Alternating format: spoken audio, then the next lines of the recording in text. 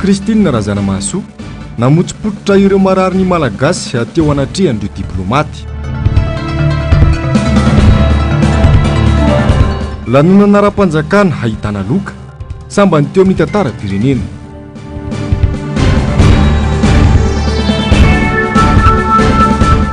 Vovonana panina CFFKM mitony hiasa.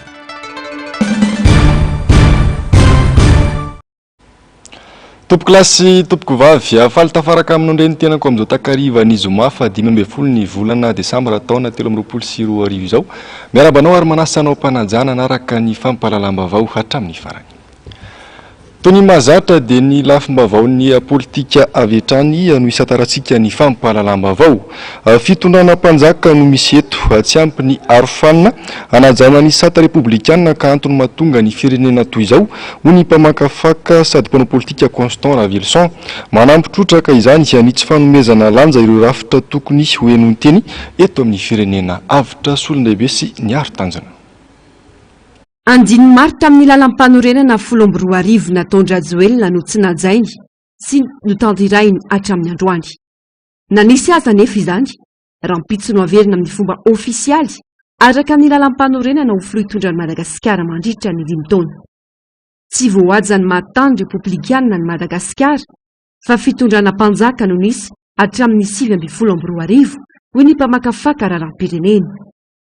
Raha tsy laza fa tsy ny fanaovana tsindry tamin'ireo ratsamangaka samihafa ho fampandaniana ny kandidam-panjakana ankoatra ny tsy fahatomombanana samihafa nandritra ny fifidianana. Tena FDB ny Repoblika dia teneranam-bahoaka no ifampitondrana eto. Safidim-bahoaka na zay olona hitondra na zay zavatra ho ataony. Eo no devitra lehibe mihitsy satria ny fienianana rapitso zany dia fiananana olona efa nanosio sy nanao tsinitsinina ny fienianana nataony tamin'ny 2012. Reto avy zany ohatra ny hoe hanaja ny constitution malagasy ny tokony io olom-pirenena malagasy ny tokony io afaka mirotsaka vidiana izy ny rotsaka fatany tsara fa vazaha izy. Zava-dehibe koa ny amin'ny hoe ny fahefana ny mpanatanteraka sy ny fahefana ny mpanao lalàna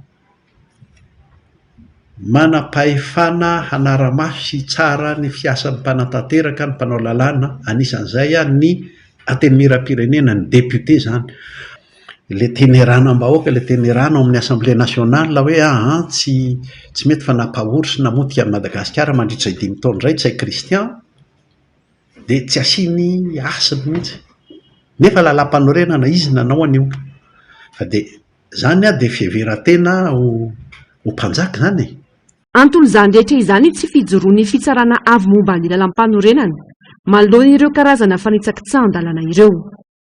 Ity fitondrana averina joro ity ihany koa no tsy nanome lanja ireo arofanina toy ny filan-kevitra ambony momba ny demokrasia sy ny tantandalana na ny HCDDUD ny voamiera ny fampihavanana malagasy na ny CFM. Izay rehetra izay no manimba ny sata republikanina sy ahafahany mpitondra manao didiko felehibe. Misy andreo rehefa masy fanjakana moa izy dia misoratra hoe razana anankiray ambony sy masina noho ny hafa dia izy indray manendrinendry raza amin'ny hafa eo dia fanjakana andrina misy an'izay fa voatery tsy maintsy metehatra amin'ny razarazan'olona isan-karazany ihany fa ity tonga dia basy tafondro lacrymogène jereo ny teo mamasina ireny fa tifotra potomoty ny ataony. Ity zany ahenjana no izay fanjakana andrina hitantsika teto Madagasikara io. Le arofanina miaro an'ilay Repoblika zany no tena tsy ampy. Averiko any tsy rahantsika izay teny hoe Repoblika fa le miaro an'le teneranam-bahoaka amin'ny fitondrana ny tany sy ny firenena. Ny teneranam-ba hitako amin'ny Rajoelina dia manao an'ilay hoe marina sa tsy marina, ekena sa tsy ekena, zay ihany. Tsisy afa-tsy izay fa ny zavatra rehetra sehatra izay tokony hisy tenerana ohatra hoe CES ohatra hoe ny CFM indrindrindrindra hoe ny Assemblée nationale tsy rarahiny. manao dika mitovy amin'ireo firenena afrikanina tapovoany manao jadona ny fomba fitondrana eto Madagasikara raha ny famakafakana hatrany. Saritsariny fotsiny ny repoblika fa ny fahefana mpanjaka, tsirefesy mandidy sy famonoretana ny manjaka ary mbola hitohy eto Madagasikara. Eo amin'izay vaovao ny raharaham-pirenena izay hatrany tsy ny vahina sain'ny fitondrana mandritra ny saritsari-pianianana ao ataony no ikorotana na anio ny tsy fahafaliany fa ny malagasy maro anisa izay tsy nanaiky ny fifidianana. Tsy vahaolana noho izany ny fiatsaram-belatsy ataon'ny fanjakana ho ny filohan'ny antoko Vamy androany ho an'ity mpanao politika ity dia miariary ny tsy famarinan-toeran'ilay filoha raha ny fihetsika sy ny fomba fiasa asehon'izy ireo no jerena. Zeromay Nomenjanahary sy Andry Rakotomalala.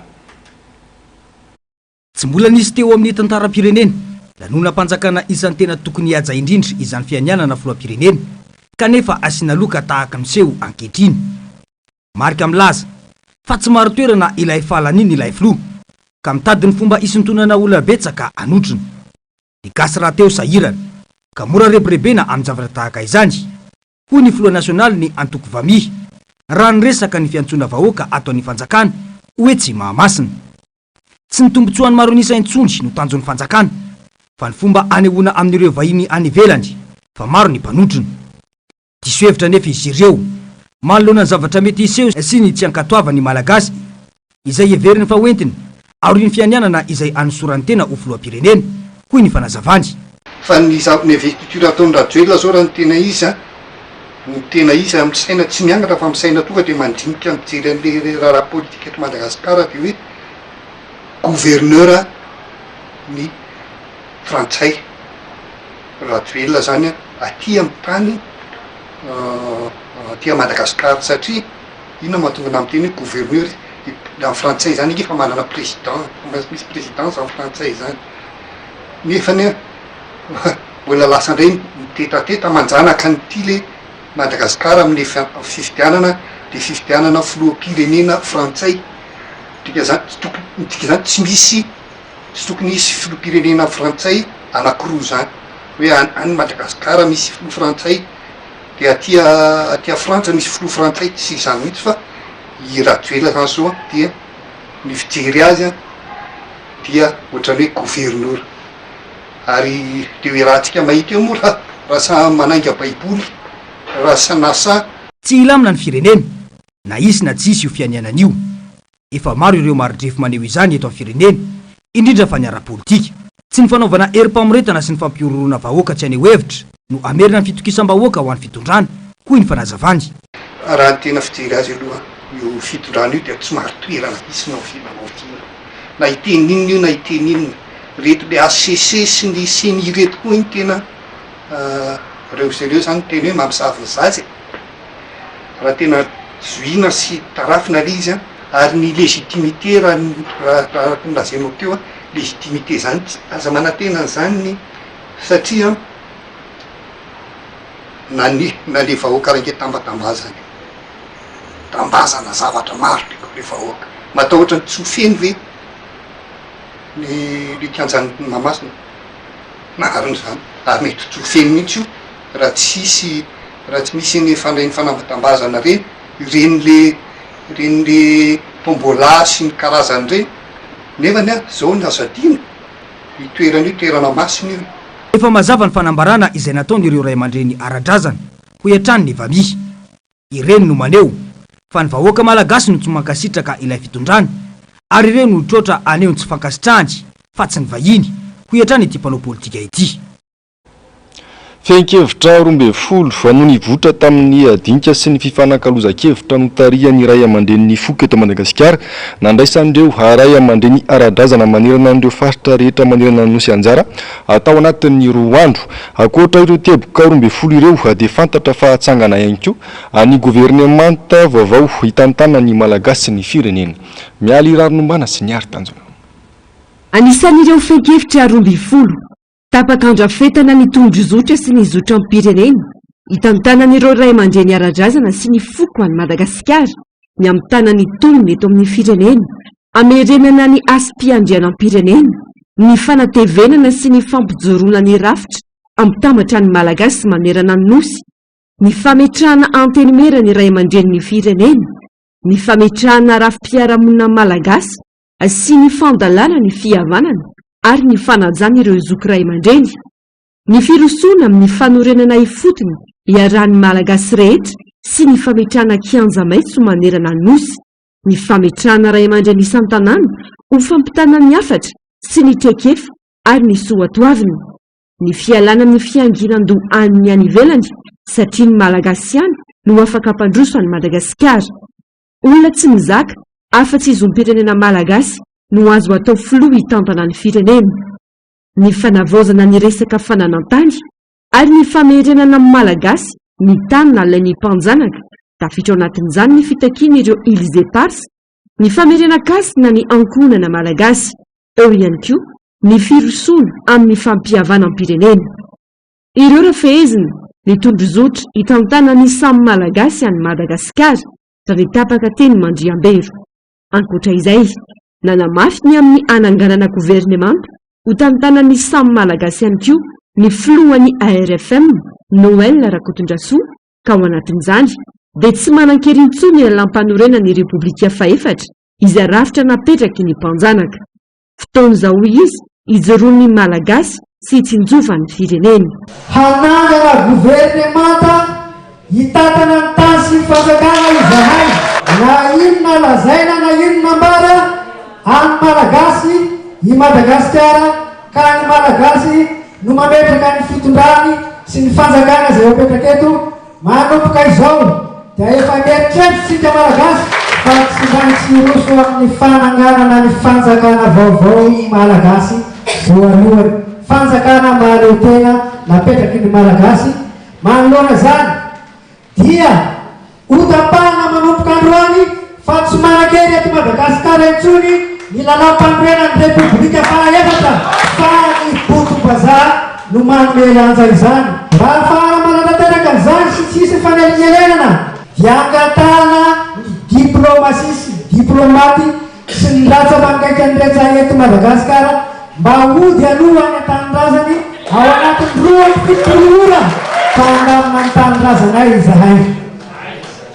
Eto manaraka nareo ihany koa ny gouvernorat generaly nareo. Mbola mafisina ihany koa fa rehefa voalaminay ny tanindrazanay dia eo vao mamaritra izay fiarahany azy. Ka nefa kosa aza miverina eto Madagasikara raha tsy efa tafaverina amin'ny malagasy renosy manodidina azy ireo. Ankoatra izay, ny antson'ny malagasy tsy ankanavaka sy anatrika ny fianianana rahampitso 12 Desambra io ny ARFM. Misy ny fametrahana na ny investitura izay atao amin'ny asa votsy izao. Raha tena malagasy marina itsika tompoko dia tsy tokony misy izany satria raha ny toro-panafahana 47 milanan-tsaina mitokana izany dia tsotra ihany hoe miverina amin'ny malagasy Madagasikara, ny malagasy ny mitondra ny tany sy ny fanjakana, miala ny mena sofina, malagasy amin'izay ny mitondra ny tany sy ny firenena. Vao hotafady i Madagasikara satria no tanafady ary mbola hatramin'izao dia mbola fanotapady ny tanindrazana ihany no misy satria mbola vazaha tsy tompon-tany ihany no apetraka hitondra ny tany sy ny fanjakana. Mpitondra voazanaka indray no anjanaka ny Madagasikara ary tsy vita ny mpitondra voazanaka fa mbola mpitondra voazanaka ny mpanjanaka ihany koa. Ka raha izany no toizantsika eto Madagasikara manahoana no avin'ity firenena ity. Nankaiza isika tompon-tanindrazana no mijery fotsiny izao fahavoazana lehibe manjoa ny firenena izao. Eto izahay ray aman-dreny tompony ity tany ity dia manambara mivondrona iraisam-pirenena sy ireo sakaizan'ny Madagasikara mba tsy ho tonga eny amin'io raha sanatria mivava fa mbola misy ihany ny fizirozirina hanao izany aloha izany famotapahady tanindrazana izany.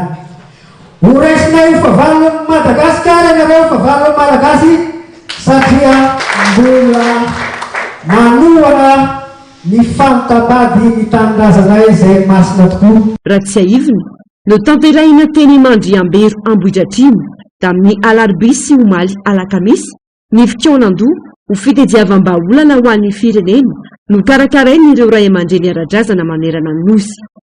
mpanao politika sy olom-pirenena maro izany ahitana avy amin'ireo faritany enina no niatrika ity fionam-be ity.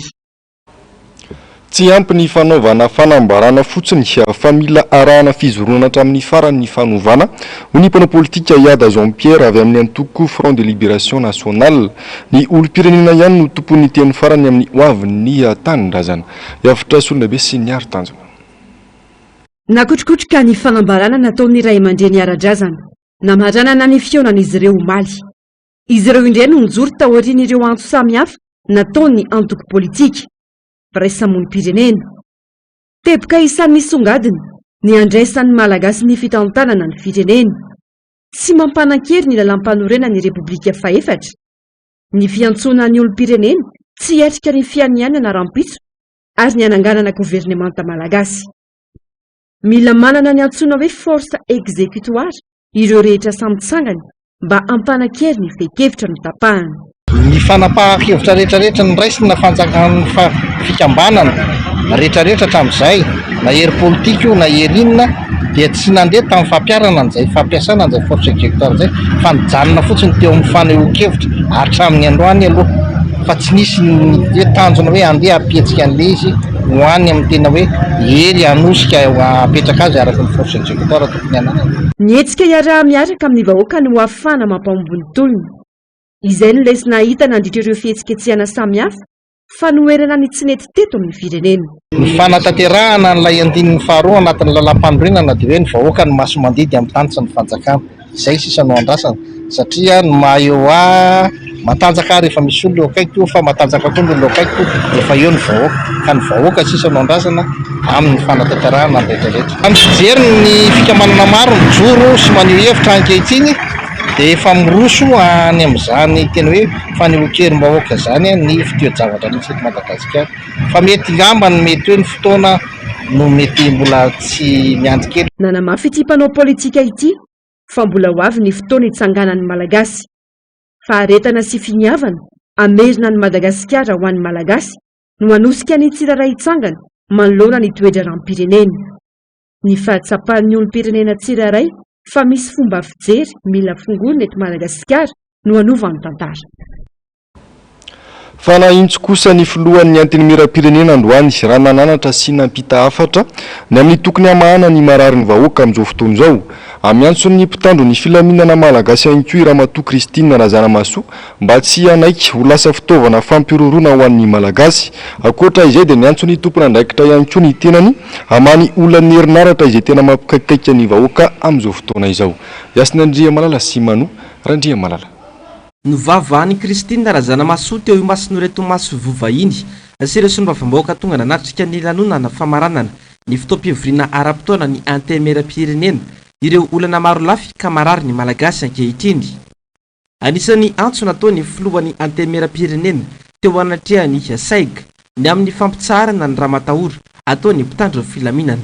Aoka ianareo mpitandro filaminana tsy ho fampihorohorona ho fampitahorana fa mba ho fahatokisany vahoaka malagasy.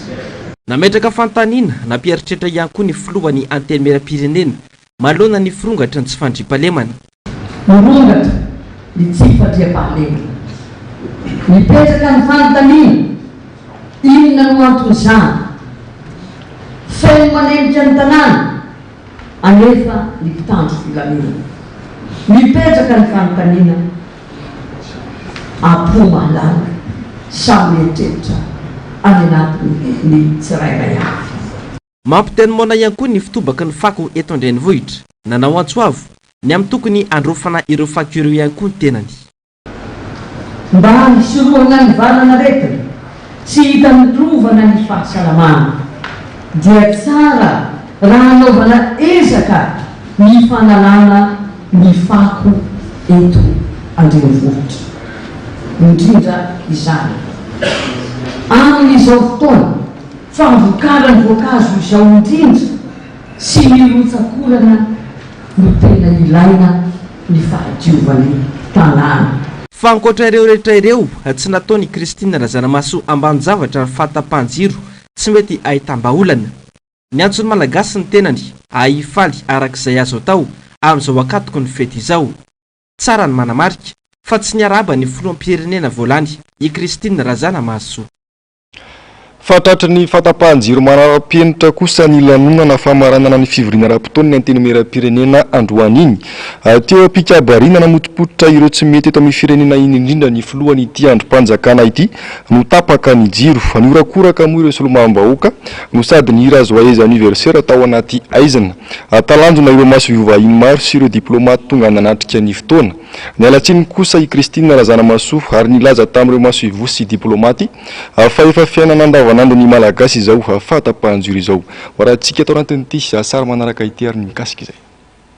Ny fahalalahana miteny dia misy fa tsy hiatoana kosa ny fahalalahana ao aorian'ny fitenenana.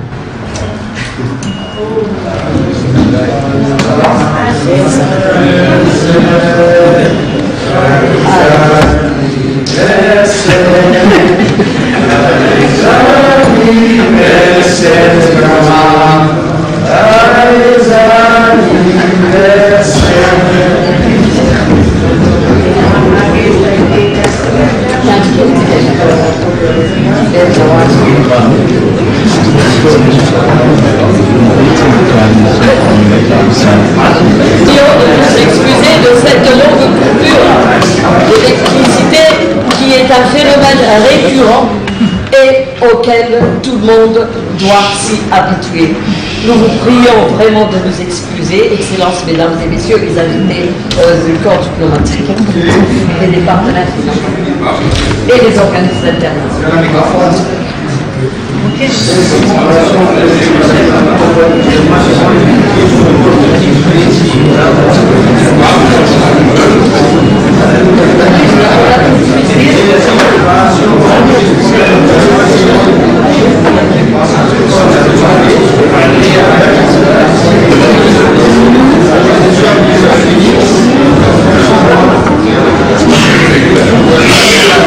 L'Assemblée nationale dispose d'un groupe électrogène que actuellement le technicien est en train de le mettre en marche.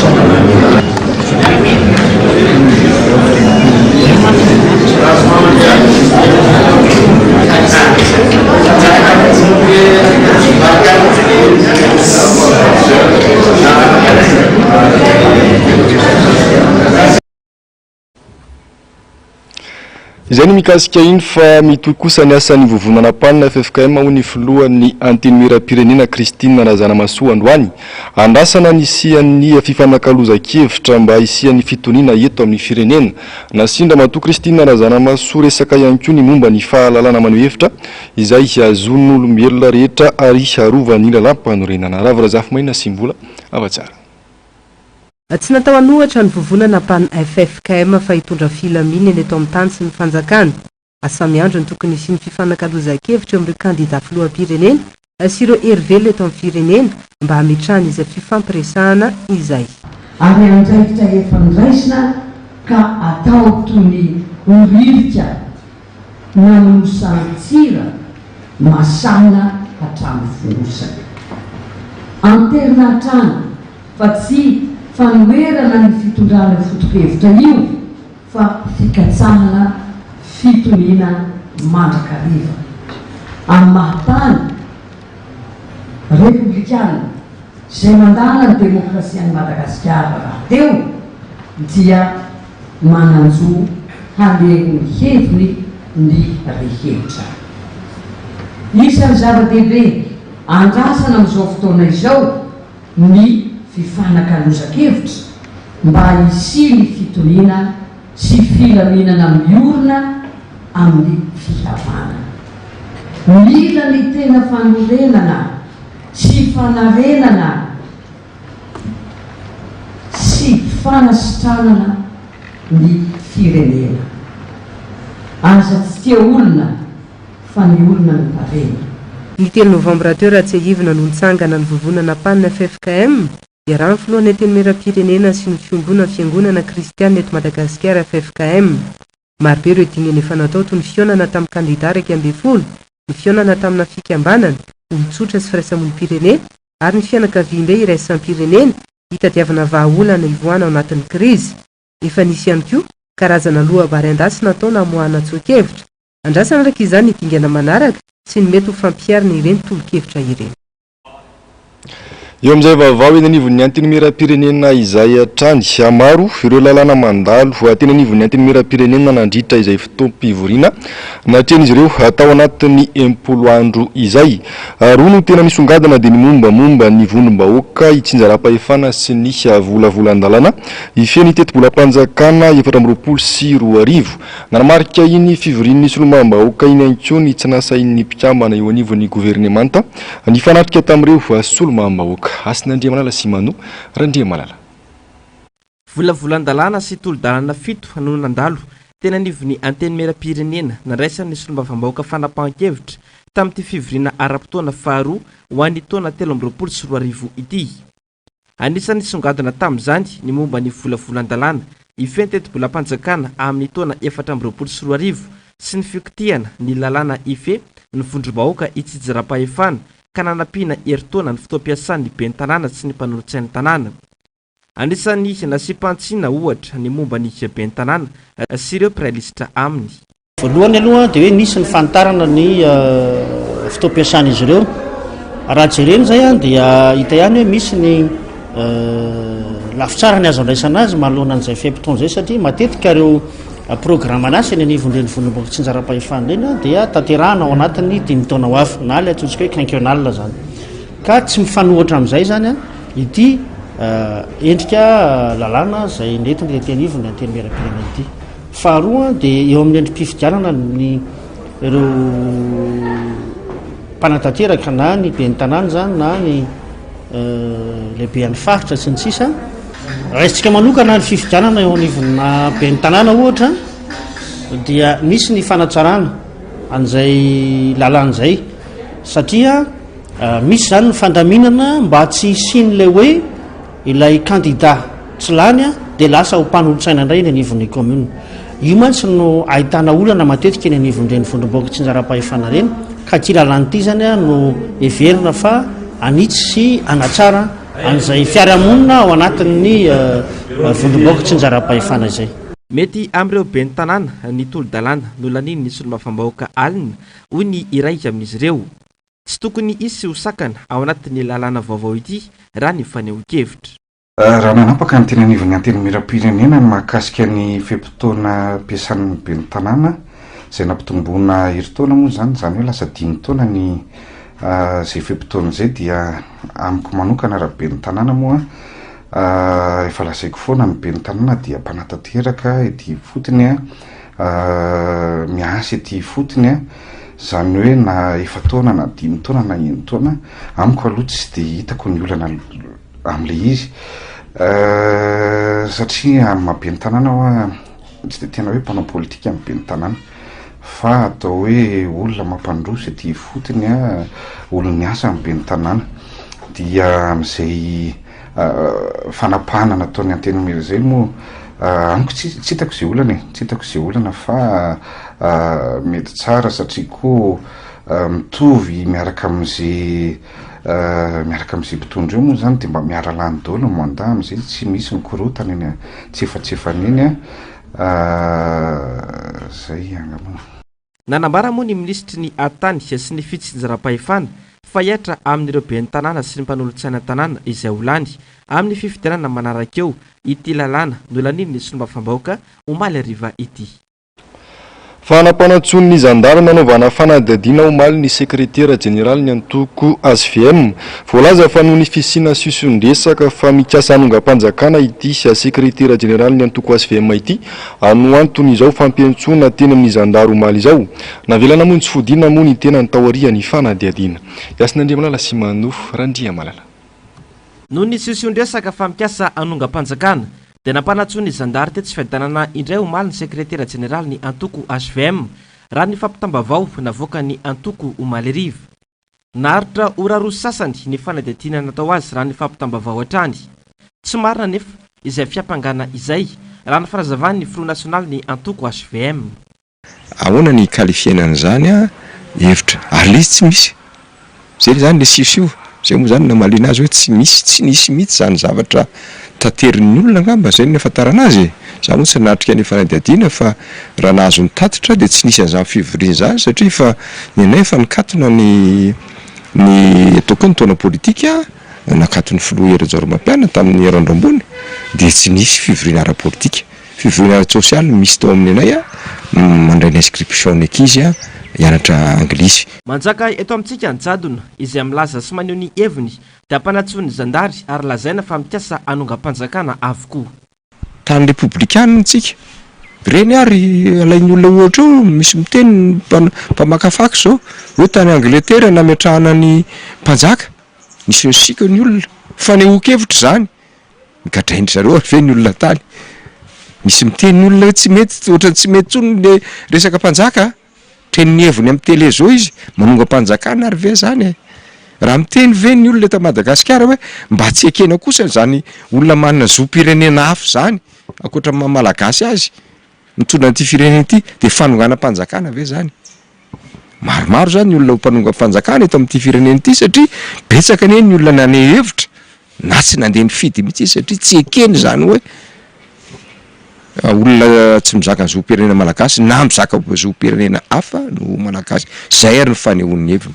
Raha ny fampitambavao hatrany dia anonyme na tsy misy mpitory i Alain Désiré Rassambany tamin'ity fampiantsoana azy teny mitobony sandary omaly ity.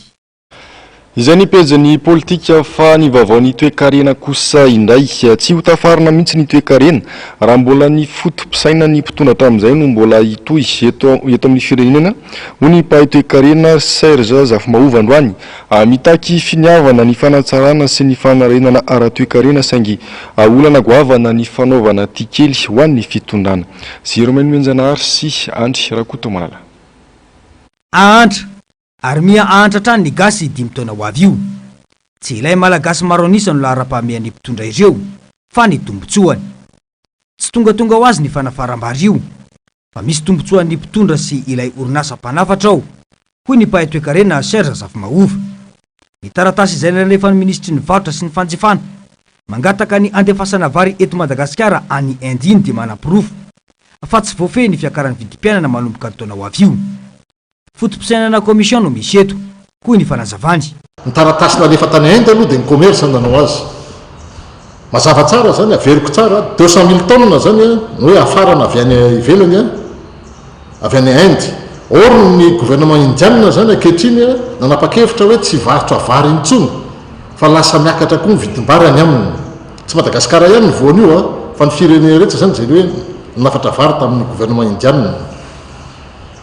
Dia hitantsika logika ve hoe volana jiona nanao le commande na 200,000 tonnes tsika mamoaka ny bulletin mensuel ny observatoire du riz amin'ny volana octobre 3 hoe ny fahaizana amin'ny tatana mahatonga n'le vary mienina eto amin'ny tsenam-barotra ay le izy lainga satria le taratasy nalefatsika tany ministre ny commerce zany hoe ministre commerce malagasy nanoratra tany ministre ny commerce indianina dia milaza mazava hoe ho maty nanoanany zay raha tsy tonga reo 200,000 tonnes vary reo rehefa jerevana zany ny production septembre 2022 sy ny septembre 2023 misy 201,424 tonnes de gap zany différence zany hoe ny ena zany ny fanafarana vary ny ena eo amin'ny enina amin'ny 300 mahery kely eo resaka vary ndrasantsika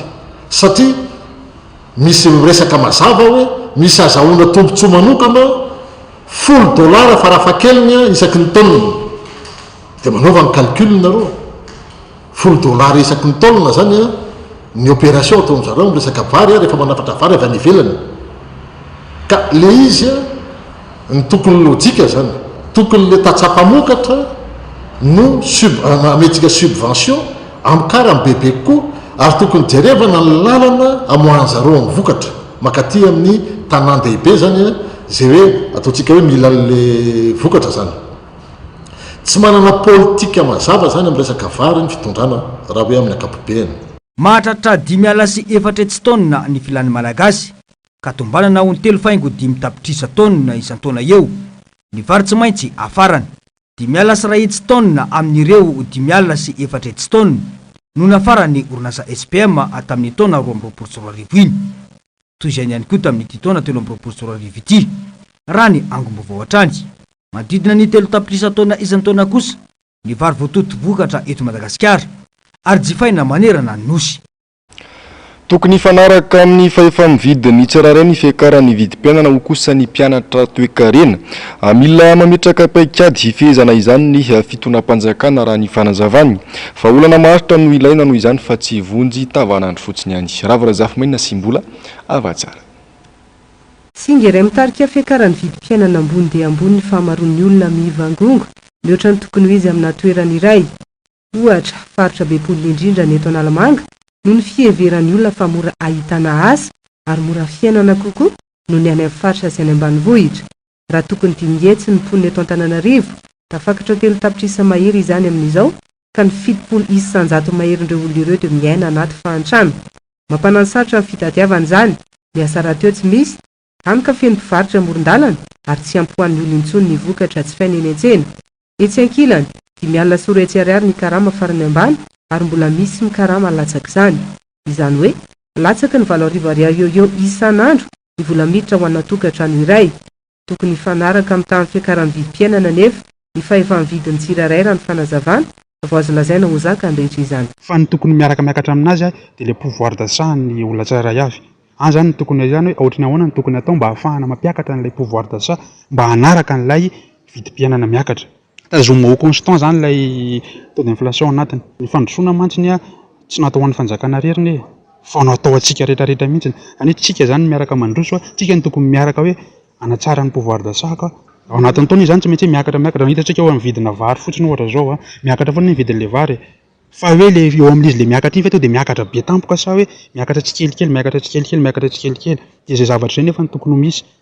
Fa raha tena tsy zakany io dia tsy maintsy hitroatra izy hoe tsy zakany intsony io dia mety tsy fantatra izay hitranga eo na mety hisy grève na mety hisy inona. Raha folo valo isan-jato ny tamin'ny fiakaran'ny vidim-pianana ny faran'ny volana Desambra 2024 lasa 1,5 isan-jato izany nanomboka amin'ny volana Janoary 2024 ary tsy nitsahatra ny tombo. Anisareo nanaitra mitondra manoloan'izany ny tahirim-bola iraisam-pirenena FMI sosikevitra izy ireo ny tokony hamokarana ato anatiny ampihenana fisondrotry ny tany vidim-pianana. Omena tantsoroka ny tantsaha ary mitady ny fomba rehetra hanamorana ny famoronana asa ny fanjakana. Marina fa ny 70 isan-jato ny tanora 12 hatramin'ny 30 taona no tsy manana asa eto amintsika raha ny atotanisana avoaka nisy tato ny farany taona 2024. Lafim-baovao ny sosialy, isan'ireo mampikakaika ny isa-tokantrano ny fahatapahan-drano raha mbola tsy foana ihany koa ny fahatapahan-jiro ankilan'izay. Tsy misy vahaolana omen'ny jirama fa fialan-tsiny lava no ataon'izy ireo. Ho an'ny toerana sasany dia tafiakatra hatrany amin'ny 500 ariary ny iray bidon raha tsy resaka afa-tsy netsy amin'ny komina Lasora.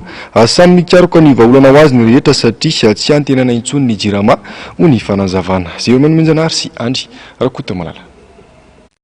Toerana maro eto Antananarivo no ahitana bidon mavo mitandahatra sy pompe maina tahaka izao. Toerana maro ihany koa no ahitana fitokonany raha tsy resaka toy ny teny amin'ny boriboritany fahaeniny. Hatreto aloha izany dia mbola tsy mivany olana jirama. 5 taona aty aoriana mpanantenany Rajoelina fa amany olana ara-sosialy indrindra ny olana jirama ny tenany. Raha ny rano manokana dia tsy re toerana avy ihany no mitaraina. Araka ny angom-baovao dia tsy maraka ny filan'ny mponina ny zava-misy. Tsy ampy hatrany amin'ny 9 metatra toratelo ny famatsiana rano ho an'ny eto Andrenivohitra. Manampitrotraka ny fampitehan'ny milina mpanodina rano ihany koa ny fahatapahan-jiro matetika.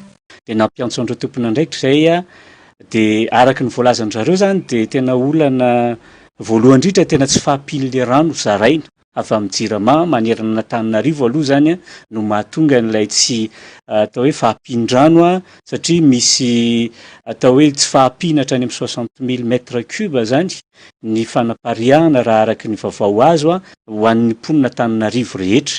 Dia ny faharoa manarakarak'izay ihany koa moa zany le délestage.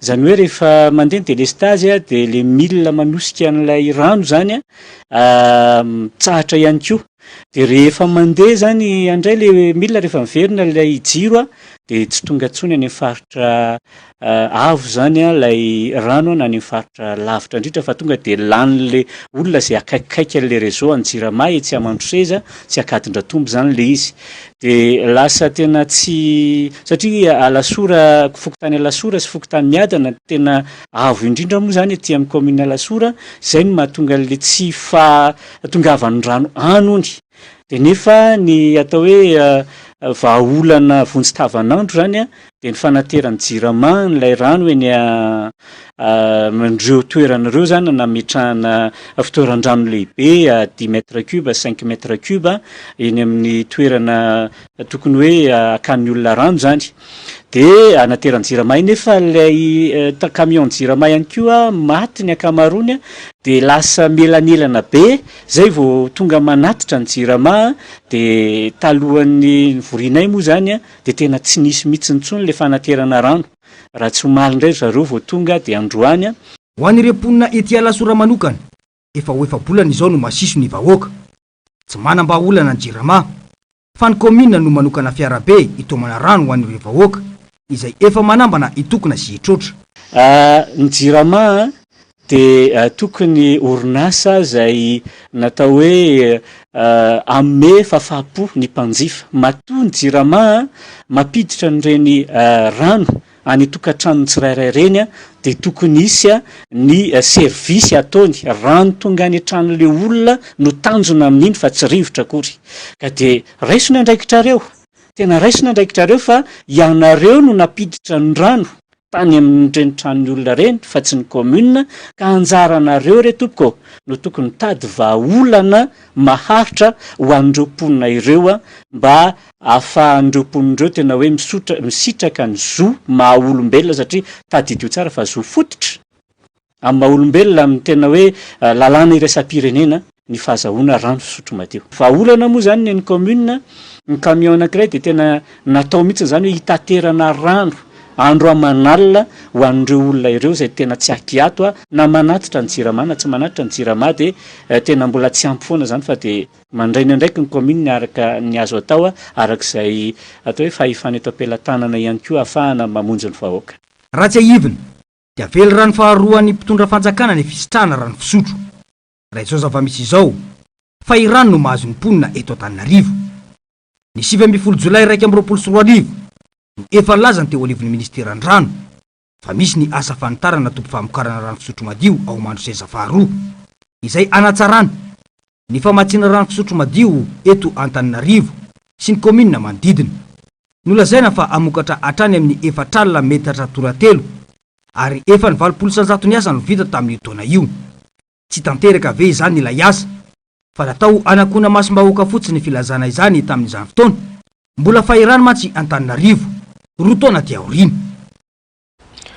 lafim-baovao ny toetry ny andro mifandraika amin'ny fahasalamana kosa indray mananika ny 2 degré celsius ny maripana ambony indrindra eto Antananarivo amin'izao fotoana izao mila tsy ho zaka ary miteraka tsy fahasalamana ho an'ny olona tsy ankanavaka izany hafanambe izany manampitrotraka ny fiparitahan'ny fako etseroa akoatra ny fihinanana sakafo ara-pahasalamana ilaina ny fisotroana rano ampy ho an'ny vatana iadina amin'izay aretina mety atiraka izany hafanambe izany sy hafanadadinana Antony Mialy Ranombana sy ny Aritanjona tsy mitsaha miakatra ny maripana teto Madagasikara nanomboka ny volana oktobra lasa teo raha nanodidina ny 20 degré celsius ny maripana ambony indrindra teo aloha mananika ny 20 degré celsius izany maripana ambony indrindra izany eto afovoantany amin'izao fotoana izao mahatratratra any amin'ny 40 degré celsius kosa izany any amin'ny faritra andrefana sy atsimo andrefany Madagasikara iny zava-misy aina hitarika sy anamora ny fiparitahany afo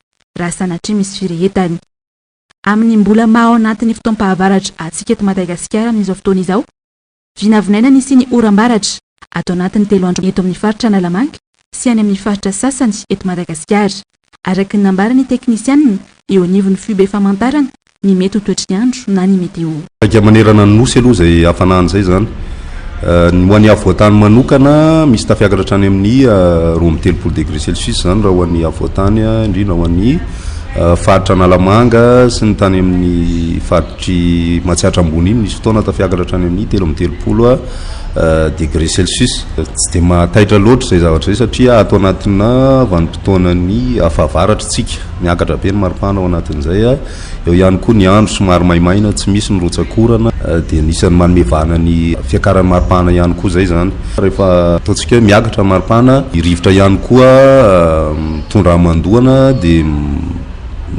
manomevana ny oram-baratra zay zavatra zay. Ao anatin'izay ny telo andro avy zany tsika zao miandry oram-baratra ho an'ny ilany andrefan'ny Madagasikara iny sy ny tapany atsimo ho an'ny Analamanga manokana aloha mbola mijanona maimaina anatin'ny 2 andro avy, fa any amin'ny fahatelon'ny andro zany hoe ny alatsinainy any hoany zany mety misy oram-baratra mipetraka indray eto amin'ny faritra Analamanga aorian'izay zany tokony misy vidinana kely indray ny maripana satria mandomando ny atmosfera amin'ny ankapobeny. Ara-mariana ihany aloha zany ny hafanana aloha any andrefana ny tena mamaivay satria misy hatrany amin'ny 4 degré Celsius any andrefana sy ny atany faritra atsimo andrefana, ireo zany mahatratra any amin'ny 4 degré Celsius ny maripana atao anatin'ny 3 andro, zany hoe tsy le 3 andro misesy zay fa misy fotoana izy milatsaka kely dia miverina amin'izay 4 degré Celsius zay. Mora kokoa ny fiparitahan'ny afo amin'ireo faritra maina maina sy mafana, zany hoe nataontsika hoe apotika sigara kely zany dia mety mamelona tanteraka an'le afo zany, zay no azo ilazana azy. Manoloana ny hafanambe manerana Madagasikara, mirongatra ihany koa amin'izao fotoana izao ny karazana aretina. Betsaka ny olona tratra ny gripa sy ny aretin'ny taovam-pisefoana. 570 isanjaton'ireo olona tonga eto amin'ity toeram-pitsaboana iray ity eto Antoamadinika izao dia voan'izay aretin'ny gripa sy taovam-pisefoana izay avokoa, ka ny 80 isanjato amin'io taha io dia zaza avokoa. Ankoatra ny fihinanana sakafo voalanjalanja sy ara-pahasalamana toy ny voankazo sy ny legioma, tsy tokony atao ambanin-javatra ny fisotroana rano izay mandefa ny loto rehetra any anaty vatana amin'ny alalan'ny fivalanan-drano. Izao vanim-potoanan'ny hafiorana sy ny andro mafana izao be dia be aloha ny aretina mateti-potsanga zany, fa ny hita amin'izao aloha zany dia ny aretin'ny gripa sy ny taovam-pisefoana zany be dia be mihitsy. Io zany dia vokatry ny fivavahan'ny toetrandro aloha amin'ny lafiny iray dia misy fiantraikany be. Eo koa ny fahaloton'ny tontolo iainantsika zany dia misy fiantraikany any amin'ny taovam-pisefoana amin'ny olona tsirairay avy zany le environnement iainany iny zany dia tratrasa daholo zany ny olona, ny ankabeazan'ny olona amin'izao fotoana izao. Eo ihany koa amin'izao andro mafana izao koa dia mila fantatry ny olona ihany fa indraindray somary negligen'ny olona ihany ohatra hoe tsy fampihindran zao satria mafana ny andro dia misy karazana aretina zany vokatr'izay tsy fampihindran izay dia mety hitranga amin'ny olona anankiray zany. Anisan'izany zao ohatra hoe efa tsy ampy rano manko ny olona dia lasa mikorotana amin'ny fomba fiasan'ny vatana zany, dia misy fiantraikany lehibe zany. Anisan'izany na ny hoe aretin'ny landrasin'ny fo ary dia mety misy fiantraikany an'izay ny tsy fampihindran zany dia ankoatr'izay ihany koa mety mitohana le olona tsy ampy rano tsara ny any amin'ny kakany dia mety manao constipation izy zay dia anisany anankiray koa izay. Dia eo koa matetika zany ny vehivavy mitratra n'ity aretina iray ity manao infection urinaire dia noho izany ilaina zany dia misotro rano rehefa vanim-potoanan'ny andro mafana ohatr'izao mba ahafahana raha ohatra hoe resaka ny any amin'ny infection taovam-pananana sy ny infection any amin'ny lalan'ny pipi zany dia ilaina misotro rano mba handehany amin'ny pipi daholo zany ireo karazana microbe sy zavatra tsy ilain'ny vatana izay mipetraka anatin'ny tadavy sy ny lalan'ny pipi ihany zany dia ilaina ny fisotroana rano. Ankoatra ny hafanambe sy ny tsy fampindrano, anisan'ny mampirongatra ireo aretina sy valana aretina amin'izao fotoana izao ihany koa ny fiparitahana sy ny fitobian'ny fako ety seroa. Miangona ety seroa ny tendrom-bohim-pako tsy voaroka tao anatin'ny herinandro vitsivitsy ary efa lasa andralanitra faharoa mihitsy ny eny ambodin'ny sotry, Anosy-Patrana, Andavamamba. Santionany ihany ireo toerana voalaza ireo fa saika ahitana daban-jaordira feno fako ny toerana be olona eto an-drenivohitra rehetra. Ankoatra ny fotaka mandrevo ateraka izany amin'izao fotoam-pahavaratra izao, manimba ny tontolo iainana sy ny rivotra ihany koa ny fofona maimbo ateraka izany.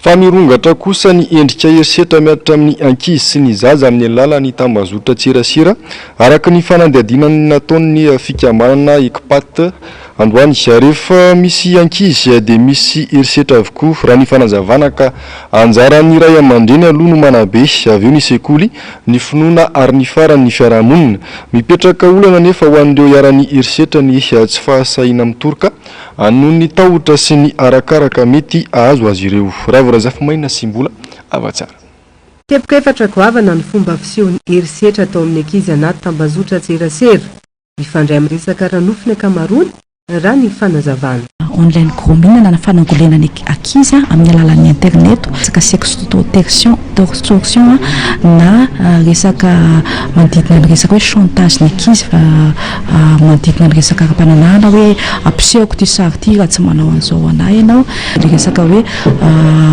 asaina mampiseho ny bisexuel ny ankizy amin'ny alalan'ny caméra mihitsy dia hoe manaseho anazy amin'ny sary iny sexting na fampostena sary ny ankizy hoe sary amin'ny partie intime amin'ny alalan'ny internet. Ankoatra ilay herisetra amin'ny maherisetra azy dia miteraka voka-dratsiny mandritra amin'ny fotoana maharitra ny herisetra mianjady amin'ny olona iray indrindra ny ankizy samy ahitana karazana herisetra toy ny ara-batana, ara-tsaina, ara-moraly na ara-bola na ny ao an-tokantrano na ny any an-tsekoly sy ny evanivon'ny fiarahamonina. Mety hiaina mandrakizay iny sarotra be manarina anazy fa azo atao kosa nefa manarina anazy tsikelikely zay zany ny zavatra hita izay vokatra zay mety misy fiantraikana izy ara-tsaina, ara-batana, ara-piarahamonina ary indrindrandrindra anankiray koa ny ara-teokarina amin'ilay olona niarana ambony be ilay tahotra dia eo no anisan'ny hoe tokony anaovana ezaka amin'izay fampirisihana zay dia fanomezana tokony olona hoe afaka atao tsara ilay izy. Anisan'ireo ankizy miady amin'ny herisetra iandrainy izay nitondra fiona nanao ady sisika tany ivelany makasika ny tranga misy eto Madagasikara. Ny fanararaotana ranofa atao amin'ny ankizy no tena nahazo vahana ho izy tato ato saingy tsy ampy ny fandraisana andraikitra ary ny tena zava-doza dia anjakan'ny kolokolo ny fitsarana manoloana ireo tranga herisetra samihafa. Inona na inona zavatra misy eto amin'ny firenena dia tianay ankizy hoe tena hisitraka ny zonay ankalalahana dia tsy manana fatokisana amin'ny resaka justice sy ny tariny koa satria raha hitory izao izay dia matahotra mety ho voarakaraka dia nangataka izay hoe mba harovana jerena manokana izay resaka corruption sy ny fitiavan-tena izay. Lafy mavao ny fanatanjahantena kosa indray faharesena sy adisala no azon'ny solitena malagasy tamin'ny andro voalohany fiadina ny tompon-daka ny Afrika tamin'ny taranja baolina kitra an-tsekoly sokajy U15 zazalahy sy zazavavy ho an'ny faritry ny Kozafa izay tanterana nanomboka omaly tany Harare Zimbabwe ary farana ny 12 Desambra ho avy izao. Nanao adisala aotrany ohatra tamin'ny Namibia ny tovovavy malagasy ny fandrindran-dalana tamin'izay dia ny zazalahy U15 avy any Namibia tamin'ny isa 2 ohatra ny malagasy ho an'ny andro faharoa androany kosa lavon'ny Afrika Atsimo tamin'ny isa mavesatra 4 ohatra ny ekipa malagasy sokajy vehivavy adisala aotrany ohatra kosa ho an'ny sokajy zazalahy nahazo fandresena ny ekipa malagasy teo amin'ny sokajy zazalahy rehefa nandavo any Angola tamin'ny isa 3 ohatra androany resy ny Angola tamin'ny isa 1 ohatra kosa ny tovovavy malagasy aniona tamin'ny Namibia anko izy ireo tamin'ity andro faharoa ity tsy ahivina firenena 10 no mandray anjara amin'ny fifaninanana ao amin'ny sokajy be no misy any Madagasikara ka firenena ray ihany no hivoaka mpandresy hiatrika ny phase continentale. Amaranantsika ny fampalalam-baovao ny maresaka iraisampirenena toy ny fanonisan'ny taona dia namoaka tatitra mahakasika ny fahalalan'ny asa fanaovan-gazety ny avy amin'ny Reporters sans frontières na ny RSF ho an'ity taona 2024 ity araka io tatitra io mpanao gazety manodidina ny 70 no namony ainy teo ampanatanteraina ny asany maneran-tany ary mpanao gazety miisa 127 no any amponja noho ny eloka mifandray amin'izay asany izay. Onjalalaina Ranaivomanana sy Mathieu Prince. Mpanao gazety 570 no namony ainy teo ampanantanterahana ny asany tamin'ny taona 2022 ity araka ny tatitra nataon'ny Reporters sans frontières na ny RSF ao amin'ny taona 2022. Nahita mpianany ny isan'ireo mpanao gazety namony ainy teo ampanantanterahana ny asany raha oharina tamin'ny taona 2022 izay nahatratra araka 20. Niady eo amin'ny Israela sy Hamas no anisan'ny nahafatesana mpanao gazety hampanantanterahana ny asany maro indrindra izay nahatratra 7 tamin'ny taona 2012 sy 2012, mpanao gazety maherin'ny 70 no namono ainy tamin'ny ady tany Syria sy Irak no namozana aina mpanao gazety maro indrindra tamin'ireo taona ireo. Mpanao gazety 220 ihany koa no nigadra maneran-tany noho ny antony mifandray amin'ny asan'izy ireo. Fonja telo no ahitana mpanao gazety maro nigadra tiany any Belorusia, Chine ary Birmanie. Matianina amin'ny aina amanjery 220 no voahidy any amin'ny fonjany Chine izay mahatratra any amin'ny apa-efatra ny mpanao gazety maneran-tany izay manodidina ny 13 isan-jato. Raha ny tombana nataon'ny RSF hatrany dia mpanao gazety 220 no hitsena ny taona 2012 any am-ponja. Anisany ahitana taratra ny faneritereny sy fanenjehana ny mpanao gazety eo ampanantanterahana ny asany eto Madagasikara. Ary tamin'ity taona 2012 ity dia niseholany ny fanenjehana mpanao gazety amin'ny endriny maro. Verilarana 3 raha oharina tamin'ny taona 2012 no misy antsika eo amin'ny fahalalany asa fanaovan-gazety araka ny taratra nataon'ny RSF hatrany. Larana faraka amin'ny 100 amin'ny firenena 70 no misy any Madagasikara. Toy ny mahazatra ary dia ny fandarana aona marina sy ny fandarana Global News no arainao avy hatrany aorian'izao fampahalalam-baovao izao. Aorian'izay kosa ny horonan-tsariana miseho mitondra ny lohateny hoe ao no trouble ny tenako manome fotoananao amin'ny raha mipitso indray. Velomary tompoko.